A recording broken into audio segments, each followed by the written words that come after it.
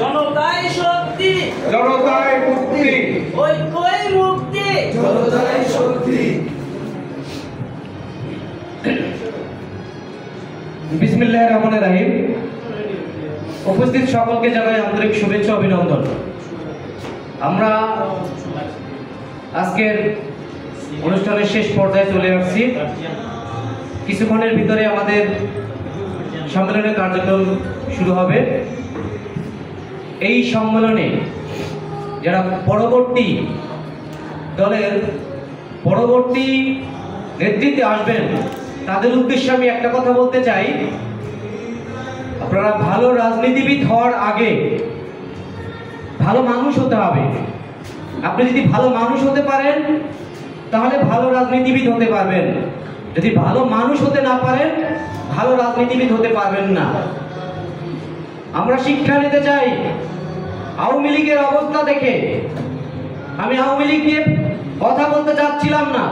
যারা পালিয়ে গেছে সেই ফ্যাসিস্টদের নিয়ে কথা বলার দরকার নেই, কিন্তু বলতেছি তাদের থেকে আমরা সহ আরো যারা রাজনীতি করেন, দেশকে নিয়ে ভাবেন, দেশের নেতৃত্বে থাকতে যাচ্ছেন, তাদের উদ্দেশ্যে বলতে চাই তাদের থেকে শিক্ষা নিতে হবে। আপনারা জানেন বাংলাদেশ আওয়ামী লীগ 2041 সালের টাইমলাইন দিয়েছিল। আমি বলতে চাই তারা যে অপকর্ম করেছে, তারা যে দুর্নীতি করেছে, তারা যেভাবে অর্থ পাচার করেছে, তারা 241 বছরে আর বাংলাদেশে আসতে পারবে না। বাংলাদেশের ছাত্র জনতা তাদেরকে সেভাবে তাড়িয়ে দিয়েছে। দুঃখের বিষয় হলো বাংলাদেশ আওয়ামী লীগের সভানেত্রী সেই পতিতা শেখ হাসিনা পালিয়ে গিয়ে তার উত্তরসূরিদের কাছে পৌঁছেছেন, কিন্তু এই দেশে যারা তাদের সঙ্গে রাজনীতি করেছিলেন তাদেরকে বিপদে ফেলিয়ে গেছেন। কিরকম বিপদে ফেলিয়ে গেছেন আজকে দেখেন। যারা আওয়ামী লীগের দোসর ছিলেন, ছাত্রলীগ ছিলেন, যুবলীগ ছিলেন, তাদেরকে কি ট্যাগলাইন দিয়েছে? যুবলীগকে তৈরি করে দিয়ে গেছেন হাতুড়ি বাহিনীতে, ছাত্রলীগকে তৈরি করে দিয়েছেন হেলমেট বাহিনীতে, আওয়ামী লীগের নেতা কর্মীদের শেষ পর্যায়ে তৈরি করে দিয়ে গেছিলেন অস্ত্রধারী হিসাবে। তাদেরকে এখন অস্ত্রধারী হিসেবে জানে, অস্ত্রধারী হিসেবে বাংলার মানুষ তাদেরকে খুঁজতেছে।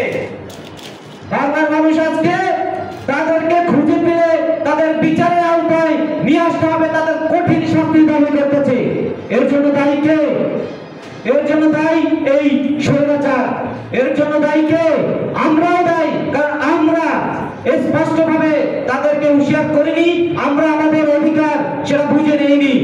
তাই আপনাকে বলতে চাই, আপনার অধিকার আপনাকে বুঝে নিতে হবে। আপনার অধিকার অন্য কেউ দিবে না। এই বাংলার কৃষক, শ্রমিক, মেহনতি মানুষ যারা আছে তাদের নিয়ে কেউ কথা বলেনি। বর্তমান সরকার, বর্তমান উপদেষ্টা সরকার সংস্কার করতে করতে 7 মাস হয়ে যাচ্ছে, সংস্কারের কোনো দাওয়াই নেই। তাদেরকেও বলতে চাই, উপদেষ্টা সরকার বলেন, অন্তর্বর্তীকালীন সরকার বলেন, সেখানে একটি সময়সীমা থাকতে হবে এবং সেটা স্পষ্ট করতে হবে, কিন্তু সেটার দিকে তারা এগোচ্ছে না। তারা যে সংস্কারের রূপরেখা বলতেছেন সেটা এসি রুমের সংস্কার হবে, কোন শ্রমিক, কোন রিক্সা চালক, কোন দিনমজুরের ইচ্ছার সংস্কার হবে না। কারণ আমি দেখেছি তারা কোন রিক্সাওয়ালার কাছে যায়নি সংস্কারের জন্য, কোন শ্রমিকের কাছে যায়নি। তারা তাদের সেই এসি রুমের ভিতরে বসে তাদের ব্যক্তিগত সংস্কারের রিপোর্ট তৈরি করেছে। তাই আমি বলতে চাই বাংলার জনগণকে, আপনারা আপনাদের অধিকার বাস্তবায়নের জন্য, আপনারা আপনাদের অধিকার প্রতিষ্ঠার জন্য আপনাদেরকে লড়াই নামতে হবে। তাই আমরা একসাথে বলতে চাই, আমরা নেতার পরিবর্তন চাই না, আমরা সিস্টেমের পরিবর্তন চাই। এমন সিস্টেম বাস্তবায়ন করতে চাই যে সিস্টেম বাস্তবায়ন হলে বাংলায় আর কোনো দুর্নীতিবাজ, আর কোনো চাঁদাবাজের সৃষ্টি হবে না। আমরা এমন সিস্টেম চাই যে সিস্টেম বাস্তবায়ন হলে কোন রাজনীতিবিদকে কারাগারে যেতে হবে না। বাংলাদেশের একটা প্রবাদ, রাজনীতি করতে হলে তাকে জেলে যেতে হবে। কেন ভাই, এটা কেমন কথা? করতে হলে তাকে জেলে যেতে হবে কেন?